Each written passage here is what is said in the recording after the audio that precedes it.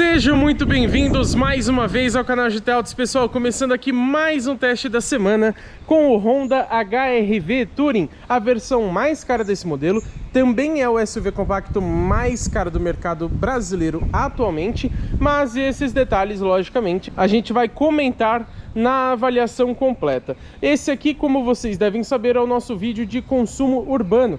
Então nós vamos rodar ali um trecho 100% de cidade, de aproximadamente 10 km, ar-condicionado ligado o tempo inteiro, o veículo está abastecido totalmente com gasolina e é claro que a gente vai dirigindo de forma bem econômica para tentar conseguir uma boa média de consumo. Falando em economia, esse carro tem modos de condução e a gente vai deixar no Econ, que é justamente para tentar ser mais econômico. Chegando lá no final do trajeto, então, a gente pega e compara as nossas médias com aquelas informadas oficialmente pelo Inmetro. E pra gente começar o nosso teste de consumo urbano aqui com o Honda HR-V Touring, eu já resetei pra gente o nosso trip de consumo A, já coloquei o carro também no modo Econ, que é o modo de condução que vai priorizar a economia de combustível, e também já liguei o nosso ar-condicionado para manter aquele padrão de sempre que nós fazemos aqui no canal GT Autos. Pessoal, lembrando para vocês, como eu gosto de ressaltar, que esses testes de consumo são somente para a gente ter uma ideia do quanto um carro é mais econômico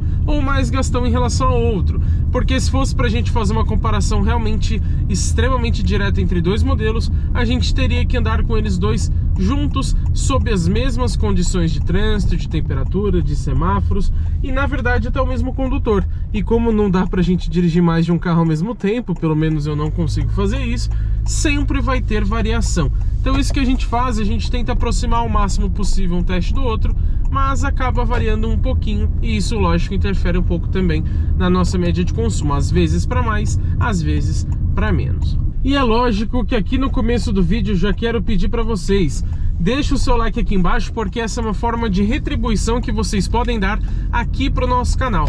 Quando você deixa o seu like, o YouTube entende que você curtiu esse vídeo e te passa a recomendar mais conteúdos do nosso canal e mais do nosso trabalho para outras pessoas. Aproveita esse momento também para dar aquela hypada nesse vídeo, que é uma função nova completamente gratuita do YouTube e que fica ali perto dos comentários. Você tem a opção também de hypar pagando, que aí você consegue ajudar ainda mais o nosso trabalho, mas de qualquer forma já é de grande ajuda pra gente. Eu sempre gosto de começar os vídeos de consumo falando para vocês sobre o conjunto mecânico, porque esse é um ponto muito importante e está diretamente associado tanto ao consumo de combustível como até mesmo ao desempenho, como a gente vai mostrar em outros vídeos. O foco hoje não é esse. Nessa versão Touring, que é a mais cara do modelo, inclusive, custa R$ 204.200 atualmente.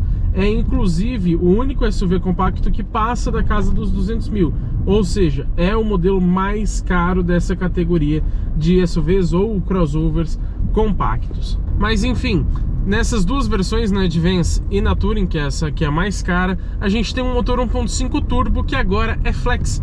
Ele é basicamente o mesmo da geração antiga, que já tinha também na versão Touring esse motor 1.5, mas ele era somente a gasolina. Agora é flex. Lembrando que esse motor tem 4 cilindros em linha, injeção direta de combustível, e ele rende hoje uma potência máxima de 177 cavalos, seja com etanol ou com gasolina. Estamos aqui na gasolina, e o torque de 24,5 kgfm, também com ambos os combustíveis. E o legal desse torque é que ele está disponível entre 1.700 até 4.500 rotações, então você tem uma faixa ali bem ampla desse torque máximo, embora ele não seja o maior da categoria. Junto com essa motorização Turbo Flex, a gente tem a transmissão CVT com simulação de 7 marchas. Como que funciona? Andando aqui de forma tranquila como estamos agora, ela vai funcionar de fato como um CVT. Isso significa que, lembrando, o câmbio CVT ele tem 2 polias variáveis ao invés daquelas engrenagens. Isso significa que ele tem, digamos que, relações infinitas. Por isso que ele é continuamente variável. Ele não engata a primeira, segunda, terceira marcha, que seriam as engrenagens. Então ele vai funcionando dessa forma, ele vai ajustando o RPM, o giro do motor, conforme você pega uma subida, uma descida, você demanda o pedal do acelerador, ou alivia o pedal, enfim.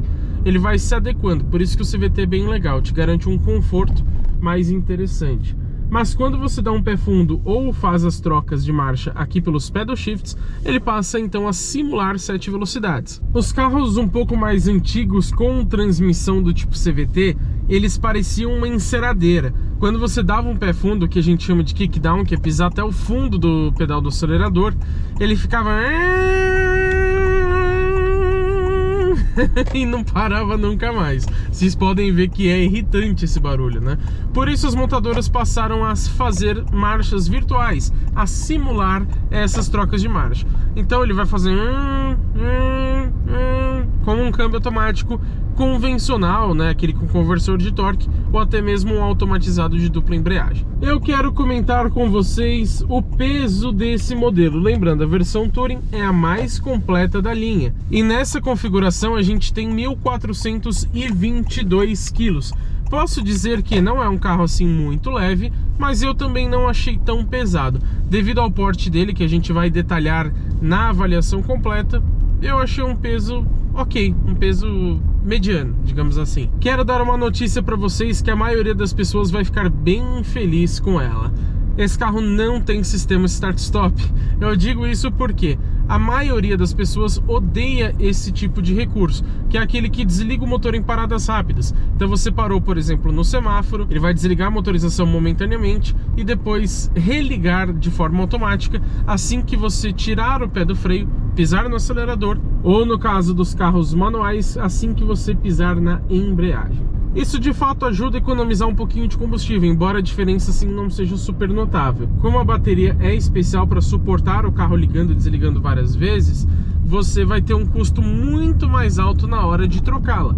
Então o que você economiza de combustível você acaba pagando, digamos assim, na troca da bateria. As montadoras costumam colocar esse recurso mais para o controle de emissões de poluentes, que aqui no Brasil tem umas regras meio específicas também. Então é mais, não exatamente para burlar a lei, mas para você conseguir passar nesses testes de emissões. O consumo não é o principal, embora ele seja, claro, ajudado, digamos assim. Também quero comentar sobre uma coisa que eu gostei muito aqui do Honda HR-V Touring, é esse painel de instrumentos. Ele já poderia ser 100% digital, concordo. Ele tem só uma tela na esquerda ali de 7 polegadas, uma tela de ótima definição, ela é bem bonita, tem bastante funções também. Tem alguns detalhes ruins que eu vou contar para vocês na avaliação, mas do lado direito ainda é o velocímetro analógico, que é bonito, mas poderia ser digital. Agora o que eu gosto é que ali em cima da velocidade em digital você tem uma barra indicando quanto você está sendo econômico ou mais gastão. Eu posso desativar essa função caso eu prefira que ela não apareça, mas a gente tem uma barra verde ali em cima que ela fica bem cheia, bem visível, e se eu piso muito forte a barra vai apagando até sumir.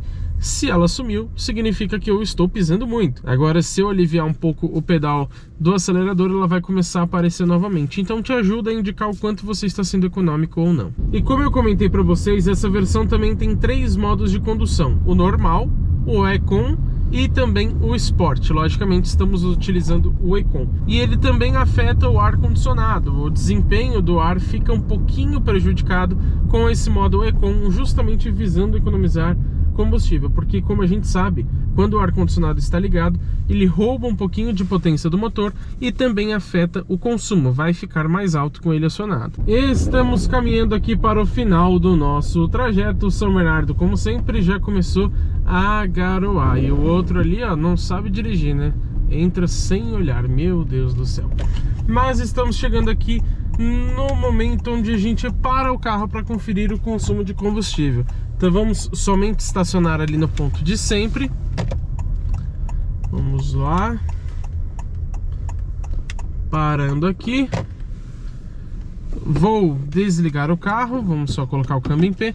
Desliguei o carro, agora nada mais interfere na nossa média de consumo. Vamos conferir como que ficou o resultado? Vamos lá então para o nosso resultado. A gente tem que clicar uma vez aqui no botão de partida, que fica pulsando inclusive.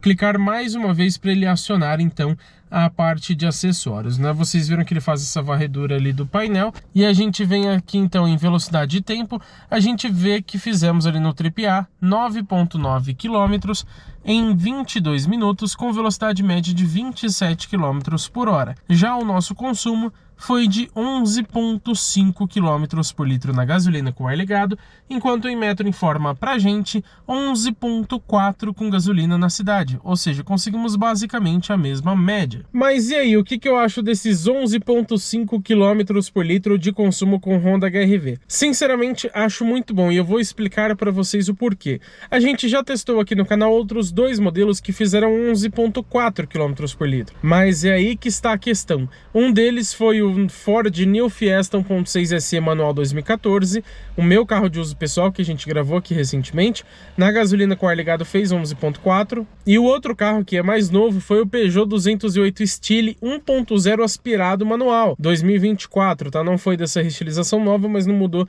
nada mecanicamente. E ele fez também 11.4 km por litro no ar ligado e na gasolina rodando na cidade. Ou seja, o Honda HR-V é um SUV compacto, tem um porte interessante, são com mais de 1.400 kg, você tem aqui o motor 1.5 turbo de quase 180 cavalos, e mesmo assim ele conseguiu basicamente o mesmo consumo de um carro 1.0 aspirado e de um 1.6 aspirado. Como eu digo para vocês, sempre tem um pouco de variação, sim, mas a gente pode dizer que mesmo que fizesse 10,5, já estaria ótimo para um carro desse porte e 1.5 turbo. Então 11,5 km por litro realmente me agradou bastante nesse nosso percurso. E posso dizer que se as condições forem um pouquinho mais favoráveis, você consegue com uma certa facilidade fazer bem mais que esses 11,5. É que o nosso trajeto aqui a gente tenta fazer de forma um pouco mais honesta, com bastante semáforos, né? Então você tem muitas frenagens e acelerações, também tem subidas e descidas, então a gente tenta equilibrar para ficar realmente parecido com uma utilização comum urbana.